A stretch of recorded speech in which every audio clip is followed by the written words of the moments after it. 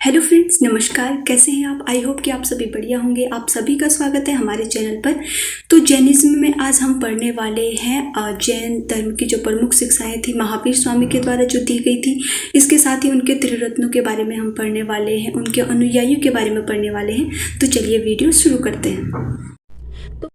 तो फ्रेंड्स, आज के वीडियो में हम पढ़ने वाले हैं जैन धर्म की प्रमुख शिक्षाओं के बारे में, उनके त्रिरत्नों के बारे में, उनके अनुयायियों के बारे में कि किस प्रकार से जैन धर्म का आगे विकास हुआ। तो जैन धर्म के जो हैं वो महावीर स्वामी के उसमें दो प्रमुख अनुयायी माने जाते हैं। इनमें पहले का नाम आता है स्थूल भद्र और दूसरे का नाम आता है भद्र बाहु। तो जो स्थूल भद्र थे, इनसे जिन्होंने शिक्षा ग्रहण की, शिक्षा प्राप्त की, वे कहलाए श्वेतांबर। इनको कहा गया श्वेतांबर। और भद्रबाहु से जिन्होंने शिक्षा ग्रहण की, ये कहलाए दिगंबर। तो इस प्रकार से ये इनमें विभाजन किया गया। श्वेतांबर कहा जाता है उनको श्वेत वस्त्र जो धारण करते हैं, यानी कि सफेद कपड़े जो पहनते हैं, उन्हें श्वेतांबर कहा गया। इसके साथ ही दिगंबर उनको कहा गया जो नग्न रहने वाले हैं, यानी कि जो वस्त्र नहीं पहनते।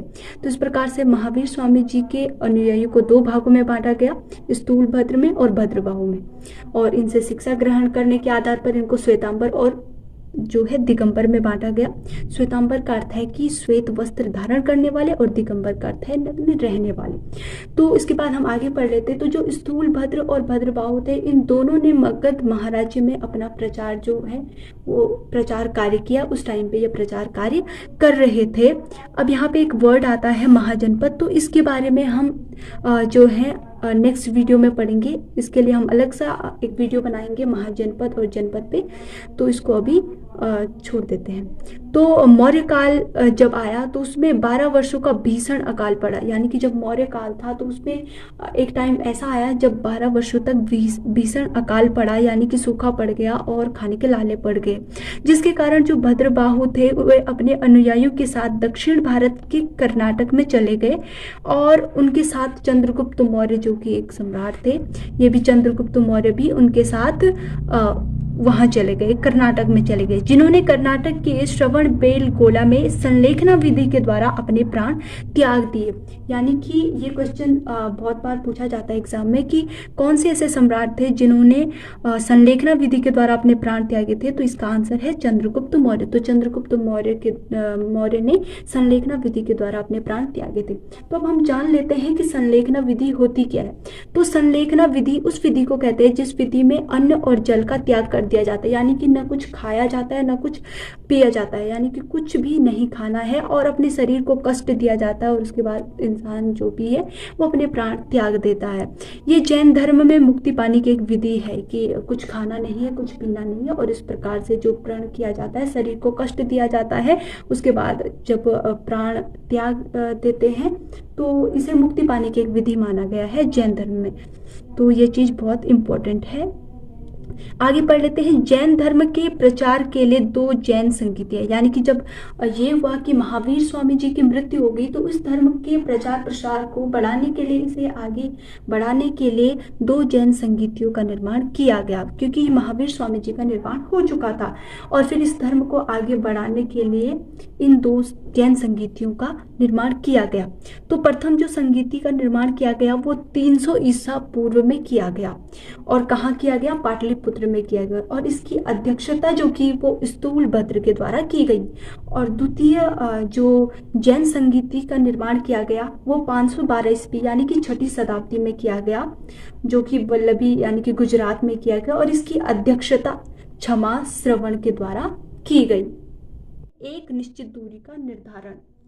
तो अब हम पढ़ लेते हैं जैन धर्म की शिक्षाओं के बारे में। जैन धर्म की जो प्रमुख शिक्षाएं, यानी कि जो महावीर स्वामी के द्वारा दी गई शिक्षाएं हैं वो कौन कौन सी है, इन्हें हम पढ़ लेते हैं। तो महावीर स्वामी जी की शिक्षाओं को दो भागों में विभक्त किया जा सकता है। इनको समझने के लिए दो भागों में इनको बांटा जा सकता है।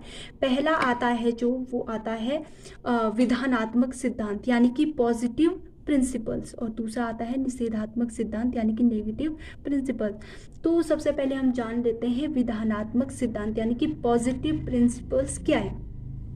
तो इनमें जो आते हैं वो 13 महत्वपूर्ण ये सिद्धांत आते हैं विधानात्मक सिद्धांत में। तो पहला आता है कठोर तपस्या।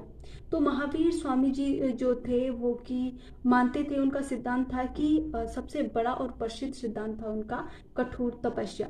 वे स्वयं अपने लक्ष्य की प्राप्ति के लिए भी उन्होंने 12.5 सालों तक कठोर तपस्या की थी। उन्होंने कहा था कि जीवन के 2 पहलू हैं, उनके अनुसार वे ये मानते थे कि जीवन के 2 पहलू हैं, भौतिक और आध्यात्मिक। एक नष्ट होने वाला है और दूसरा अमर रहने वाला है।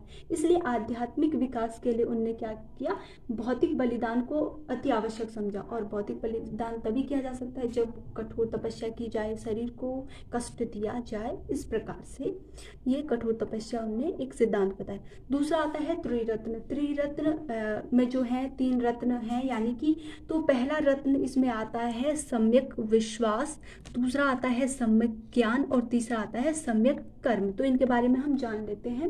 तो पहला जो है यानी कि सम्यक विश्वास। तो जो मानते हैं कि प्रत्येक मनुष्य को अपने धर्म पर, अपने जैनियों के 24 तीर्थंकरों पर विश्वास होना चाहिए। महावीर स्वामी जी ने कहा कि प्रत्येक को अपने धर्म पर विश्वास होना चाहिए और जो जैन धर्म के 24 तीर्थंकर हैं उन पर भी विश्वास होना चाहिए। और मन जो है वो डवाडोल नहीं होना चाहिए कि मानूं या ना मानूं, यानी कि पूरी श्रद्धा होनी चाहिए। दूसरा जो आता है वो आता है सम्यक ज्ञान। सम्यक ज्ञान के अंतर्गत आता है कि मनुष्य को सम्यक ज्ञान होना चाहिए। इसकी प्राप्ति के लिए मनुष्य को 3 प्रकार की अज्ञानता और 8 प्रकार के घमंडों का त्याग किया जाना चाहिए। तो सम्यक ज्ञान सत्य व असत्य के अंतर को स्पष्ट करता है, यानी कि जिनमें सम्यक ज्ञान होता है वो सत्य और असत्य को पहचान लेते हैं। तीसरा आता है इसमें सम्यक कर्म। तो सम्यक कर्म के अंतर्गत आता है कि प्रत्येक मनुष्य को शुद्ध कर्म करने चाहिए और उसे अहिंसा, सत्य, ब्रह्मचर्य का पूरी तरीके से पालन किया जाना चाहिए। तो ये चीज हमने त्रिरत्नों के बारे में पढ़ी। अब तीसरा आता है अहिंसा, यानी कि हिंसा न करना। चौथा आता है आत्मा, 5वां आता है नैतिकता, 6वां आता है समानता। इनको समझाने की जरूरत नहीं है क्योंकि ये सिंपल ही वर्ड है। तो इस प्रकार से 6 चीजें ये आ गई। 7वां आता है 18 पाप। तो जो विधानात्मक सिद्धांत में बताया है 7वें नंबर पे 18 पाप। तो ये 18 पाप कौन कौन से हैं? पहला है हिंसा, दूसरा झूठ, तीसरा चोरी, चौथा मैथुन, 5वां परिग्रह, 6वां क्रोध, 7वां मान, 8वां माया, 9वां लोभ, 10वां राग, 11वां द्वेष। उसके बाद आता है कलह, फिर दोषारोपण, चुगली, असंयम, विधि, निंदा, कपटपूर्ण मिथ्या, झूठ और मिथ्या। तो इनने 18 पाप बताए हैं, इन्होंने महावीर स्वामी ने अपनी शिक्षाओं में बताया। उसके बाद 8वां आता है मोक्ष या निर्वाण, यानी कि जैन धर्म में जिसको मोक्ष या निर्वाण के लिए माना जाता है कि मोक्ष प्राप्ति जो है सबसे उच्च अवस्था इसको माना गया है जैन धर्म में। उसके बाद आता है 9वां कर्म सिद्धांत। तो कर्म सिद्धांत हिंदू धर्म और बौद्ध धर्म की भांति महावीर के आगमन तथा कर्म सिद्धांत को जो थे वो महावीर स्वामी जी मानते थे। उनका विचार था कि आत्मा अमर है और जो मनुष्य है उनके कर्मों के अनुसार विभिन्न जन्मों का जो है वो चोला बदलती रहती है, केवल शरीर जो है वो चोला बदलता रहता है, जबकि आत्मा अमर है। तो इस प्रकार से कर्म सिद्धांत को मानते थे। 9वां जो इन्होंने माना था वो कर्म सिद्धांत को माना था। 10वें नंबर पर आता है 9 सच्चाइयाँ। तो कौन कौन सी सच्चाइयाँ थी? 9 जीव, अजीव, पुण्य, पाप, अश्व, बंध, मोक्ष, निर्जर और संवर। ये इनकी जो थी 9 सच्चाइयाँ इनने अपनी शिक्षा में बताई थी। अब 11वें नंबर पर आता है 3 गुण व्रत। तो 3 गुण व्रत कौन कौन से थे? तो पहला गुण व्रत जो आता है उसका नाम आता है दिग्व्रत, यानी कि प्रत्येक दिशा में एक निश्चित दूरी का निर्धारण। जो प्रत्येक दिशा है इसमें एक निश्चित दूरी का निर्धारण, जिसके आगे मतलब भ्रमण के लिए अपने जीवन काल में नहीं जाना चाहिए। एक निश्चित जो है वो समय इसमें होना चाहिए। दूसरा आता है इसमें अनर्थ दंड व्रत, यानी कि पाप में वृद्धि करने वाले प्रयोजनहीन वस्तुओं का त्याग, यानी कि कोई भी ऐसा कार्य न किया जाए जिससे पाप में वृद्धि हो, ऐसी वस्तुओं का त्याग किया जाना चाहिए। तीसरा इनने बताया देश व्रत, यानी कि समय के अनुकूल भ्रमण की दूरी में और कमी करना, यानी कि समय के अनुकूल यानी कि समय के अनुसार अपने भ्रमण की तिथि में घूमने वाली तिथि जो दूरी है उसमें क्या करना, कमी करना, उसके हिसाब से उसको मैनेज करना अपनी शिक्षा में। दूसरा इनने 12वें नंबर पर आता है शिक्षा व्रत। तो जो है 4 शिक्षा व्रत इन्होंने बताए थे। तो पहला इन्होंने अपनी शिक्षा में जो शिक्षा व्रत बताया था वो था अतिथि संविवाह, यानी कि पूजा, दान दक्षिणा व अतिथियों को भोजन कराना, ये इन्होंने बताया था अपनी शिक्षा में। दूसरा इन्होंने बताया था सामयिक, यानी कि पापों से मुक्त होकर चिंतन करना, यानी कि किसी भी प्रकार के पाप न करना और जो है वो बिल्कुल पापों से मुक्त होकर के चिंतन करना, मन करना, ध्यान करना। तीसरा बताया था प्रोषोगोपवास, यानी कि व्रत रखना, कम से कम सप्ताह में 1 बार व्रत रखने का इन्होंने नियम बताया था। चौथा आता है भोगोपभोग परिमाण व्रत, यानी कि भोजन की मात्रा का निर्धारण करना, एक निश्चित जो है वो भोजन करना, कम ज़्यादा न करना, एक बिल्कुल अच्छी तरीके से मैनेजमेंट के द्वारा वो करना कि किस प्रकार से भोजन किया जाना चाहिए। 13वें नंबर पर आता है तीर्थंकरों की उपासना। तो जो महावीर स्वामी जी थे उन्होंने अपनी शिक्षा में बताया कि ईश्वर के स्थान पर तीर्थंकरों की आराधना की जानी चाहिए, क्योंकि ईश्वर के समस्त गुण तीर्थंकरों में निहित थे। वे मानते थे कि जो भी ईश्वर के जो गुण हैं वो सभी तीर्थंकरों में क्या है, विराजमान है, उनके पास हैं। अतः प्रेरणा व मार्ग प्रदर्शन के लिए जैन धर्म में तीर्थंकरों की उपासना को आवश्यक समझा जाता है। अब इसके बाद आता है निषेधात्मक सिद्धांत, यानी कि नेगेटिव प्रिंसिपल्स जो आते हैं।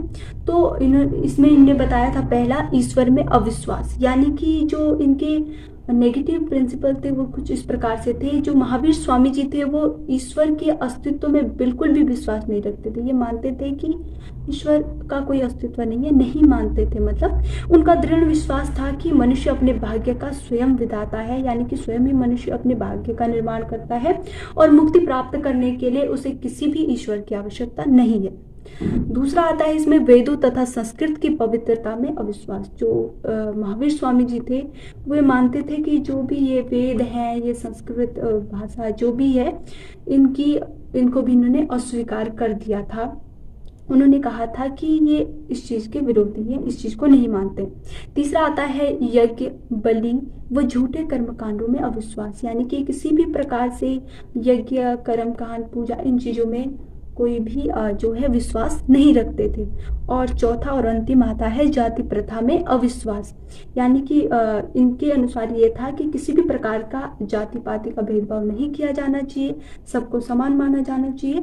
और उनके अनुसार ब्राह्मण तथा शूद्र में कोई भी भेदभाव नहीं होना चाहिए, यानी कि सभी को समान माना जाना चाहिए। तो ये उनके जो थे निषेधात्मक सिद्धांत के अंतर्गत आते हैं 4 प्रमुख नियम। तो इस प्रकार से हमने उनकी शिक्षाओं के बारे में जाना, उनके त्रिरत्नों के बारे में जाना, उनके अनुयायियों के बारे में जाना, उनके जैन धर्म के प्रचार के लिए जो संगीतियाँ बनी थी उनके बारे में जाना। तो आई होप कि आप लोग को वीडियो पसंद आई होगी। तो वीडियो को लाइक कीजिएगा, चैनल को सब्सक्राइब कीजिएगा। और नेक्स्ट वीडियो में हम पढ़ेंगे जो हमने पढ़ा था श्वेतांबर और पीतांबर, तो उनसे रिलेटेड हम पढ़ेंगे, उनमें प्रमुख अंतर कौन सा था वो हम पढ़ने वाले हैं। और इसके साथ ही प्रमुख जो जैन मंदिर है, प्रमुख जैन धर्म के समय जो प्रमुख राजा थे उनके बारे में हम नेक्स्ट वीडियो में पढ़ेंगे। तो इस वीडियो में इतना ही। Thank you so much.